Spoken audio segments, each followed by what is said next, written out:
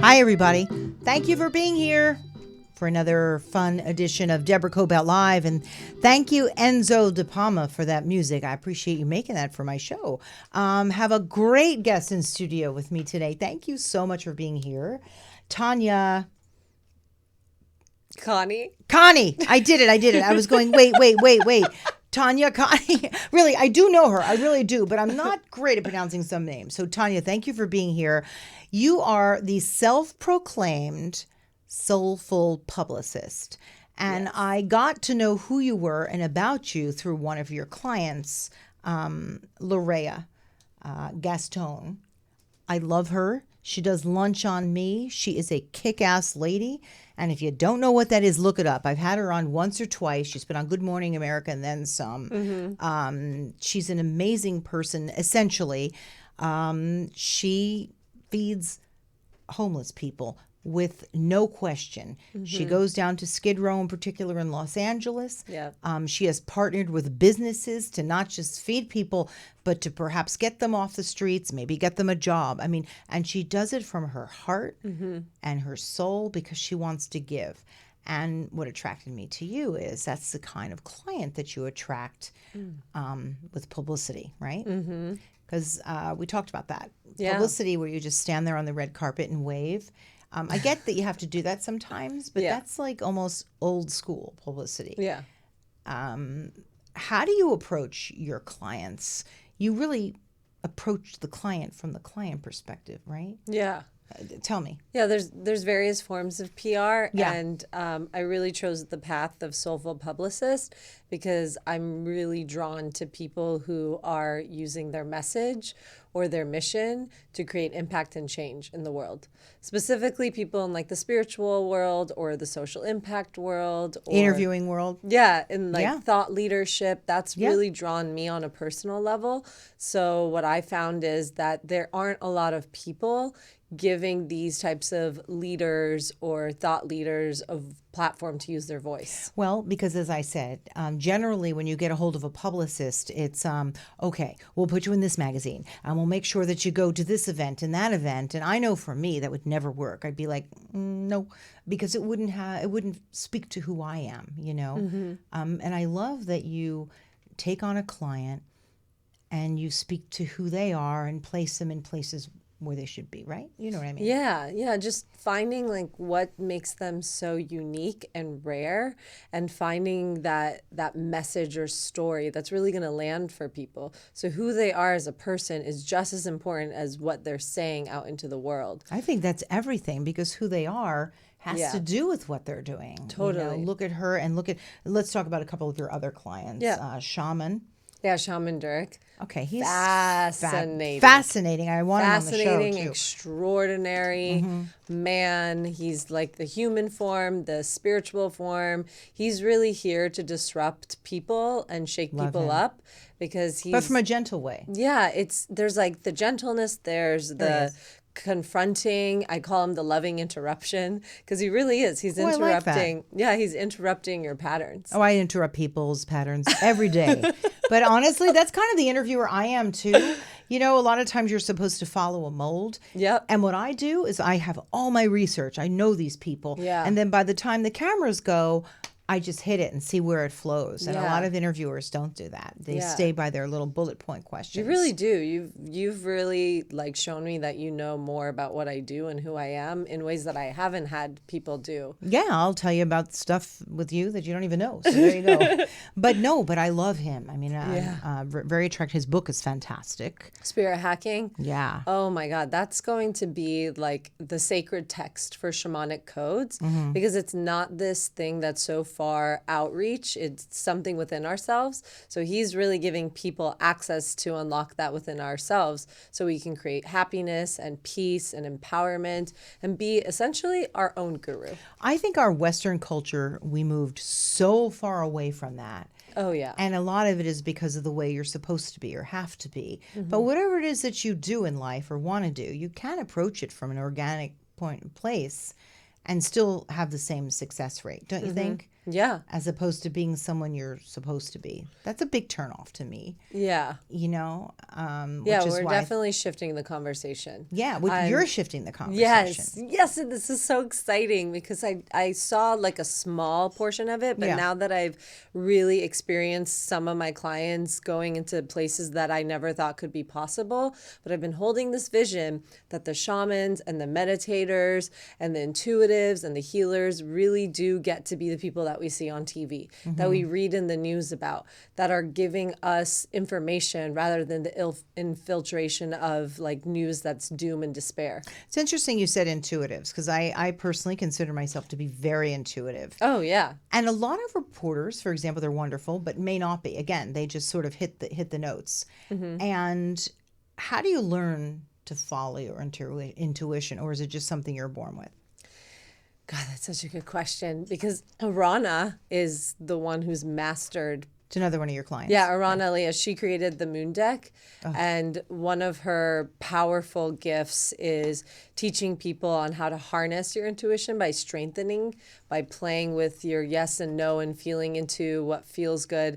And then with Shaman Durek, there are specific ways and clear distinctions on your yes and no's. It might be you shaking, or you might get a sensation in your body. It looks different for everybody, but if you can just start going inward and listening on a deeper level, you'll actually be guided in specific directions. It's fun to play with. Yeah, and these clients that you mentioned. They're pretty big in their own industries. These are your main clients right now, right? And from there, you're attracting like-minded clients. Yeah. And just I think you're attracting because you're doing something that speaks to you. How did you start in this business?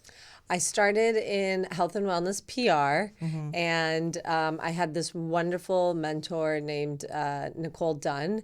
She was my PR guru. Like, she really showed me the ways. She introduced me to all my contacts, and I found a knack for really loving the wellness part of what we did. We really started in fitness, and there was some health, but wellness really spoke to me. The healers that came to us, the meditation teachers, the meditation studios, every time they came onto my lap, I was like, oh my God, this I can do. This is where I belong. Oh my God, I was so inspired, and I couldn't wait to work on them, to create stories so that it could become mainstream. Describe wellness to me. What is that? Because you hear that everywhere. Wellness centers, wellness this, wellness protein bar. What is wellness? That's a really good question because I do think it's an oversaturated market, and it can actually create stress and overwhelm for people. There you go. If they don't feel like they're doing enough. In my terms, where I've discovered what wellness is really taking care of your mind, body, spirit, and whatever that looks like. Like, if you can just love on yourself and show up for yourself, I think you're practicing wellness. Do you want my opinion? For me, what Yes. wellness is, you've got to incorporate nature, I think. Like, if you spend Of your course. whole life in a room, in front of work, how can you ever find yourself? You know what I mean? Yeah. And I think we've got to get back to that more, because whatever answers we're looking for is probably right out there. Yeah, whatever lands for you, what I'm learning is nothing is a one size fits all model. Nutrition isn't, spirituality isn't, health isn't, and it's really fine tuning what works for you. And that is doing the work and having your self devotion practices every day. That's what I think is up leveling your wellness. And really, to do the work, you allow yourself to create and be a leader in ways that you didn't have access to before. How are you very different from traditional publicity? Because I work with lots of publicists. They're all wonderful. And some are different than others. Some I really get to know as my friends because I work with them so often. But a lot of them, will push a client to do what they think is necessary to show up at certain shoots, to show up at certain magazines and certain places for the red carpet. Yeah. What do you think about that? Do you think that's important? Or not so much? I think it's based client by client. Right. It depends on like what the event is or what the campaign is. What I've been learning, what's been really working, is I run a lot of my business based on energy.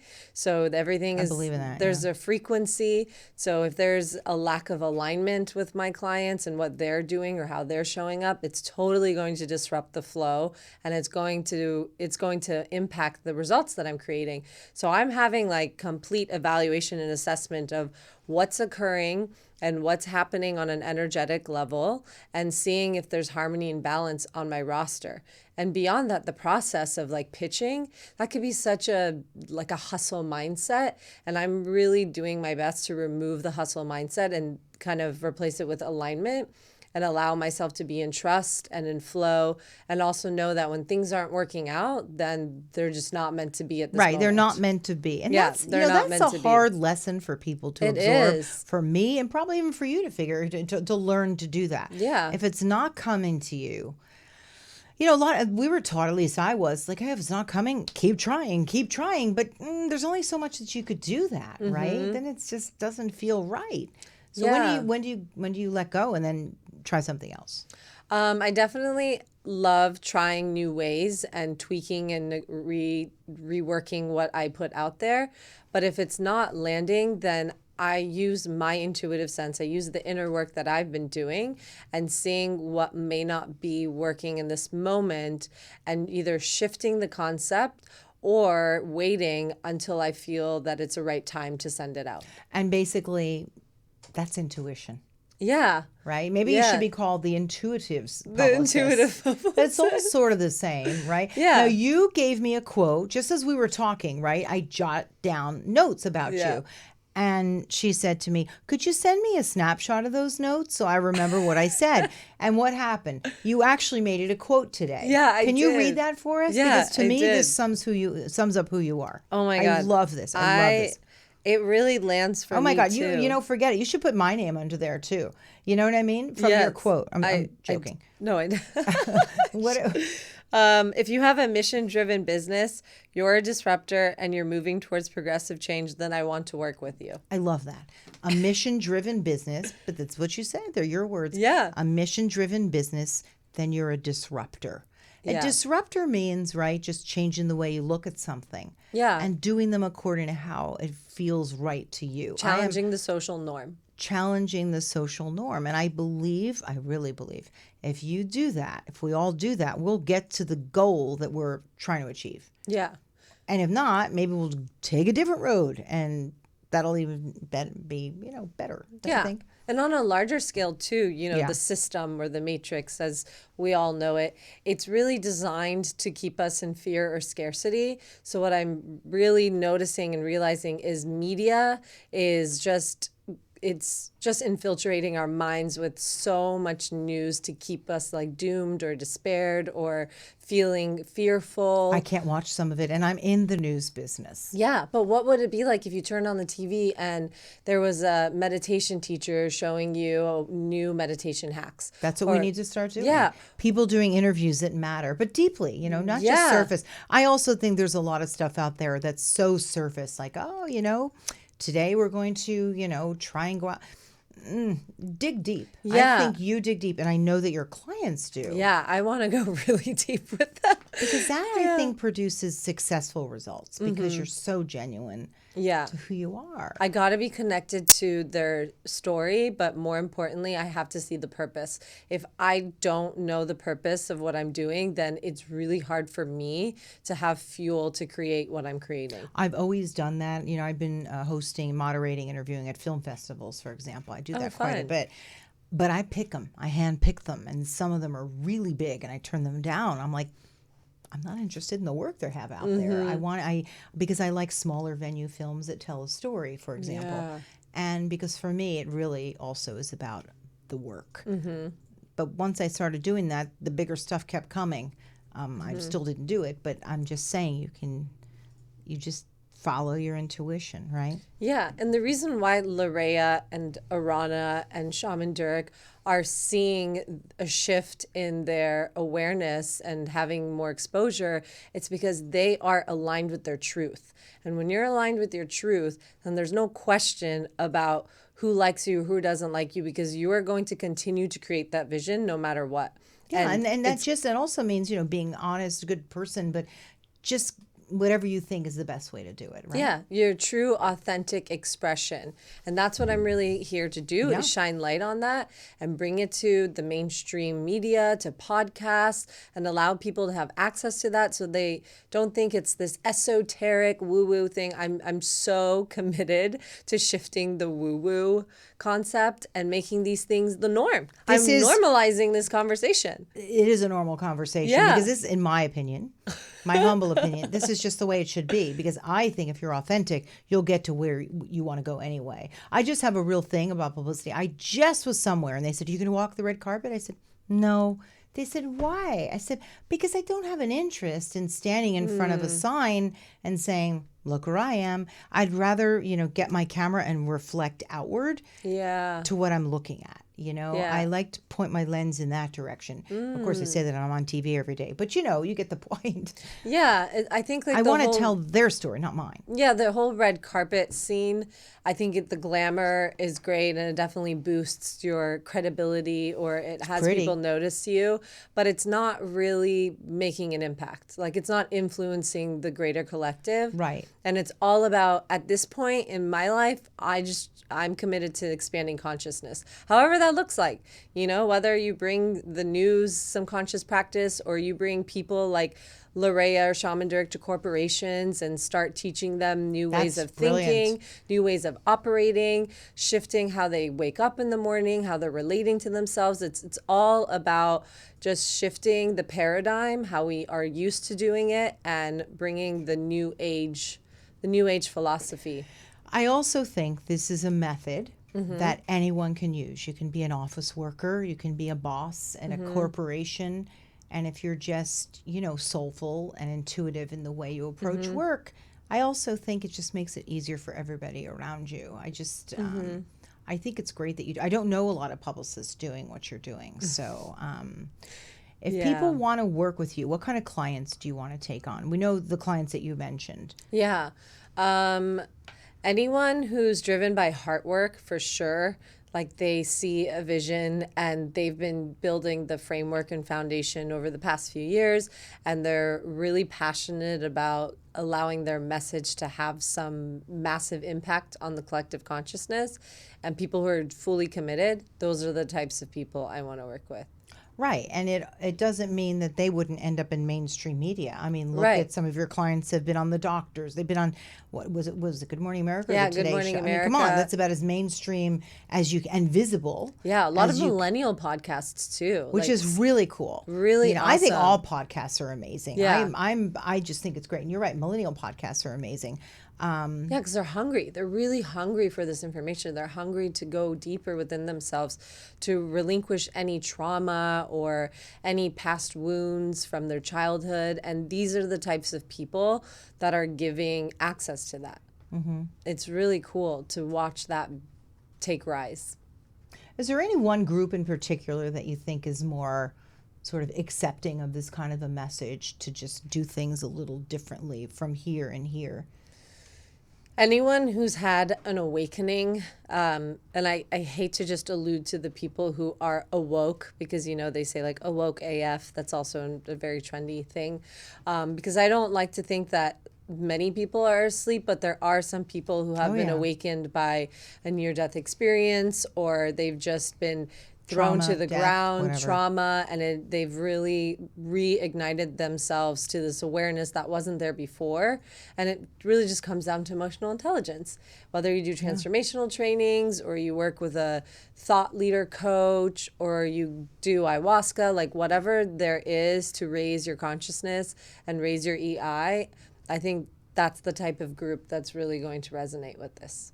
So if people want to get in touch with you, what do they do? Because I know that you handpick, one at a time, because you need to be centered with what you're doing. Yeah. And what do you provide for people? You talk to yeah. them, and how do you do that? You're their publicist. All of a sudden, what do you do?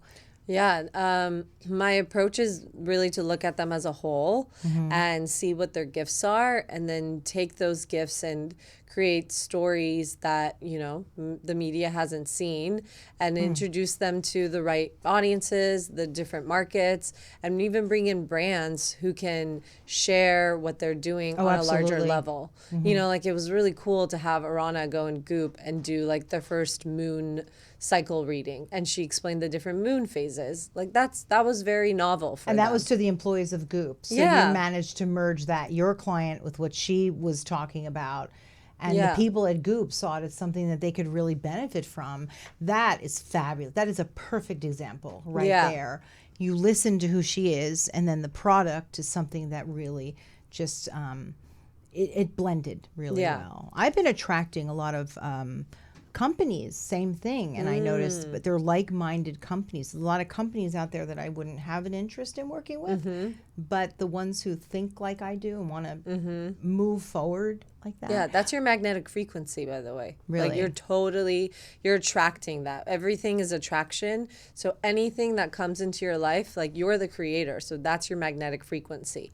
Then there's a reason why I'm sitting here. Like you wouldn't have attracted someone like me in this chair if your frequency wasn't a vibrational match. Yeah. Oh, I absolutely. As soon as I read about you, I thought this is just so great. So yeah, I believe in that. Yeah. We connected on the phone. So I feel it exciting. here. So I like that. So that's who you work with. That's what you would do for someone who needs some publicity to get out there, because not everyone knows how to do that. Yeah, So. traditional pitching, inviting people to experience them on a personal level. The email is great, but I'm really all about one-on-ones and creating like really deep relationships with the media contacts I have, learning about who they are and why this would even matter to them. But I have like personal rapport with a lot of people now, because there's so much more to me than a contact at this point. And I love building those relationships. That's great. So to contact you, people should what? I know that you're a big Instagram person. So am I. Yeah. People find me on Instagram all the time. I prefer that to anything. Do you? Yeah, It's I just do. easy. I do. I really, really do. Then you can see all my work. It's like a mini website. Yeah, and you can get in touch with you right from there, right? Because you've got, I agree. It's like a little, and for me, it's a mini blog because I write about stuff every day too. It is a mini blog. It's like my blog. Everything's on there, my little promos. So they should go there. Is that what they should do? And look you up as I the share a soulful. lot about what I do there. My handle is soulful_publicist. And then my email too, because I have like a client intake form, which is really awesome, is Tanya@soulfulpublicist.com. That's great. Do you have a project that you're working on next? I am actually involved in this thing called Conscious Family Dinner, where we bring the social scene dry and transformational work to allow people to connect authentically and have like intimate connections rather than like have a substance or something that sways them away from getting to know someone. So it's really cool, and it's very like dinner social style. And That's I've cool. gotten him pressed before too. He's my friend, but now I'm like really passionate about it because I've learned to grow and love what Conscious Family Dinner is all about. Oh, that's fantastic. Yeah, I'll invite Okay. you. I was going to say, I would love an invitation to this. Oh, it's That would awesome. be really cool. I would love that because I like to Yeah. connect with people of all, whatever they're doing. And age is never an issue with me. They could be young, they could be old. I don't care. Just the work they're doing on the Yeah. inside. Yeah. And I'm feeling really called to create a podcast. I'm thinking of calling it Soulful Publicist. I think you should. That's who you are. It's who you are. I think okay. I'm feeling that from you. Yeah. I think that would be your next venture for you. And actually, Soulful Publicist got birthed because of my best friend, Kirsten. This is her genius. I had a podcast interview with her on orgasmic healing, so irrelevant to Soulful Publicist, but that's where Soulful Publicist got born. I love this. She created a podcast banner, and it said Soulful Publicist. And I was like, oh my God, that's who I am. But about orgasms? She was talking about It was orgasms. about it was about sensuality and That is so orgasmic important. healing. I mean, we got to have you back. Why didn't we talk about that? Oh my first? God, I love that topic. No, but I mean, it's so important for your health, your mental health, your Yeah. physical health. I don't know. People are just, that's very important. Yeah, sensuality is just, the sensation of touch or, even like having awareness of your body. Like that is sensuality. Sensuality and sexuality are two different things. I agree with you. Yeah. Yeah, because one is the physical and one is sort of the soulful, mental. Right? Totally. Yeah, but when you blend them together, that's a beautiful thing. Oh my God. Yeah, magic gets created. And on that note, we're going to have to end. I mean, I loved having anything, any parting words that you'd like to say to people for them to find you, for anything else. Well, we talked about how to find you. Yeah. I want to leave people with this. You don't need to be a New York Times bestseller. You don't need to be famous. You don't even need to be an influencer. If you are driven by hard work, your story will be heard. I agree with that. And then eventually you'll become however big or small you want. Yeah. You know, I really believe that, because it's not always about the influencer and the 20 million people that are following them. It's about the work, because that grows one at a time. Yeah. You know, just look at Laroya. You know, she was delivering one meal at a time. I know. And then suddenly more out of her 10,000 station meals wagon. a month. Now 10,000 meals a month, and she's helping people get jobs, and she's partnered with other companies. And so from one meal or a couple of meals, It's so true. because it came from here. So thank you for being here. Yay. I enjoyed having you on. Thank You're you. an incredible woman. Oh. A soulful publicist. Please find her out over on Instagram. It's the best way. And if you feel like you're looking for publicity or a way to do something differently than the norm, I suggest that check out your work. Anyway, Thank you, for Deborah. thank you, and thanks for being here. You can find us on YouTube. We go live on Facebook. We're out there on Instagram with our promos, and Twitter. And for people who are listening to their podcasts, we're on Spreaker, Apple Podcasts, the iHeartRadio app, and honestly, just about anywhere else that you get or see your podcast. Deborah Kobet Live. Thank you for being here, and we'll see you next time. Thank you. Bye. Bye.